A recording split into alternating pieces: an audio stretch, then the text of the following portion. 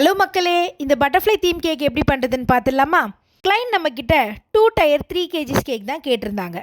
அவங்களோட ஸ்பெசிஃபிகேஷன் நியூட்ரலா ஃப்ளேவராக தான் இருந்தது. அதுக்கேற்ற மாதிரி நான் கேக் ஸ்பான்ஸ் ரெடி பண்ணிட்டேன். க்ரீம்லேயுமே நியூட்ரலா ஆட் பண்ணியாச்சு.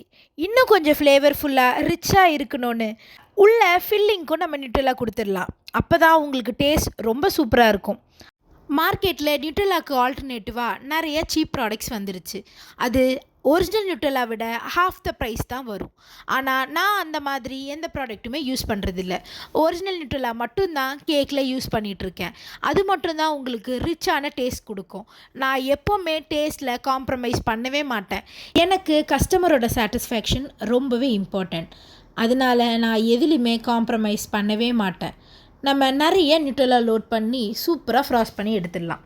ஒன்ஸ் எல்லாமே ஃப்ராஸ்ட் பண்ணி க்ரம் கோட்டிங்லாம் கம்ப்ளீட் பண்ணி முடித்ததும் நம்ம ஃப்ரிட்ஜில் வச்சு நல்லா சில் பண்ணிடலாம்.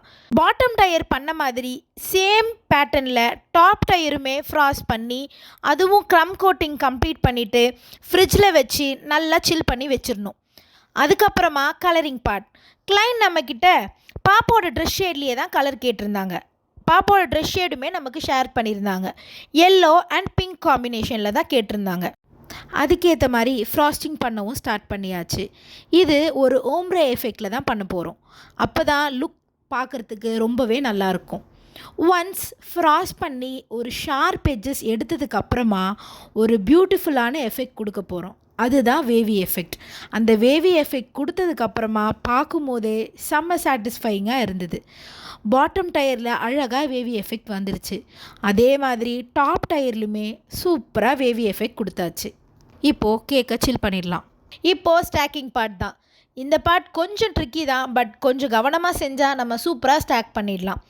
என்ன தான் 5 years ஆஃப் எக்ஸ்பீரியன்ஸ் இருந்தாலும் நமக்கும் அப்பப்போ கொஞ்சம் பக்குன்னு தான் இருக்கும். பட் நான் ரொம்ப சூப்பராகவே ஸ்டாக் பண்ணிட்டேன். இது ஒரு பட்டர்ஃப்ளை தீம்னால் நம்ம கிளிட்ரியான பட்டர்ஃப்ளைஸ் கேக்கில் ப்ளேஸ் பண்ணிடலாம். So pink colour glittery butterflies எல்லாமே கேக்கில் ப்ளேஸ் பண்ணிட்டேன். இது எல்லாமே நான் எடிபிள் பட்டர்ஃப்ளைஸ் தான், எதுவுமே எடிபிள் கிடையாது. பாப்பாவோட நேமில் சூப்பராக ஒரு டாப்பரும் கஸ்டமைஸ் பண்ணி அதையும் கேக்கில் ப்ளேஸ் பண்ணிட்டேன். நான் edible balls pink and gold ஷேடில் எடுத்தேன், அதுவும் கேக்கில் ப்ளேஸ் பண்ணிட்டேன். அண்ட் பட்டர்ஃப்ளைஸ் பால்ஸ் எல்லாமே வச்சுட்டு பார்க்கும்போது கொஞ்சம் ஸ்பேஸ் இருந்த மாதிரி இருந்தது. அதனால் ஃபில் பண்ணுறதுக்கு நான் கொஞ்சம் கோல்ட் ஸ்ப்ரிங்கிள்ஸும் ஸ்ப்ரிங்கிள் பண்ணிட்டேன். ஓவராலாக அவுட்புட் பார்த்தோன்னே ரொம்ப சூப்பராக இருந்தது, செம்ம சாட்டிஸ்ஃபைடாக இருந்தது. கிளைண்ட்டுமே ரொம்ப நல்லாயிருக்குன்ற ஃபீட்பேக் நம்மளுக்கு கால் பண்ணி சொல்லியிருந்தாங்க. அண்ட் பாப்பாவோட ட்ரெஸ் ஷேடுக்கு ரொம்ப ஆப்டாக மேட்ச் ஆகிருந்தது.